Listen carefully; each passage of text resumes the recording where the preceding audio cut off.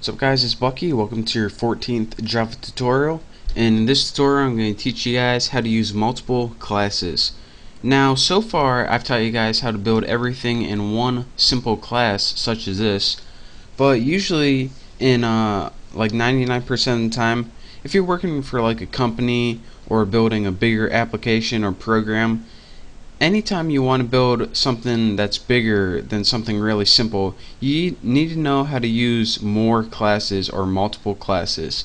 And then you can use those all in your main class, or let me just show you guys how this works. So to get another class, hopefully you're using Eclipse, go ahead over to your source file, right click it, and go to New Class. Now go ahead and give this a name like Tuna or something like that, and you'll see why this is useful later on. So now we have, as you can see from our tabs, let me move this over, we have an apples class and a tuna class. Now it started out writing our tuna class for us. It says public class tuna. Now anytime you see public, it pretty much means that this class is going to be available to the public, or anything else can use it. So let's go ahead, and now that we have a class, before I show you guys how to use it, let me go ahead and write a little method in here. Now let's go ahead and write a simple method in this other new tuna class that we just built. Type public void, and again public means anyone can use it. Void means that it's going to do something. This method's going to do something, but it's not going to return any data. So then go ahead and name your method. I'm going to name mine simple message, since I'm just going to be printing out a simple message. And that message is going to be system out print line. And let's go ahead and add something like this is another class. So now we have another class, and this is called public class tuna, and our method is public void. And don't forget to put a simple message in here somewhere. You can put anything you want. And now if we go ahead and try to run this, try to run it, okay, nothing happens right here. And this is because I told you guys, anytime you run a Java program, it looks for the first thing that says main and runs it from there. As you can see, you don't have main anywhere in here, so it doesn't really know where to look first. So in order to use this class, we need to go ahead and use it in main. So here is our main function or method right here, and it's in the main class one. Remember, this is the main one that we used before. The other one is the new one that we built. So let me give you guys a little background.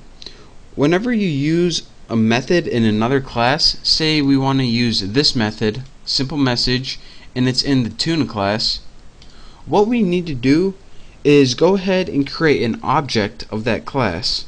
So the first thing we do is put the class name, which is tuna. Next we need an object name, and you can name this anything you want. I'm going to name my tuna object. And what this object is going to allow you to do is use all the stuff that's in this class. Again, if you didn't create an object and you had like 5 classes, it wouldn't know what class you're talking about. So that's why we need an object. So we're saying, alright, we have this object because we want to use something from the tuna class. And of course, you need to set it equal to something. And you always set it equal to new in the class name with empty parameters for now. So now we have an object called tuna object that we can use to get anything we want from this tuna class that we just built. So let's go ahead and use it. What you do to use this is go ahead and put the object name, which is tuna object, spell it right, tuna object, and then after the object name, what you do is add a dot separator. And after that dot separator, you use the method name. So what was our method name? Simple message.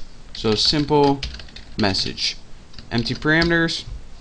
And let me tell you guys why you use a dot separator in the method name.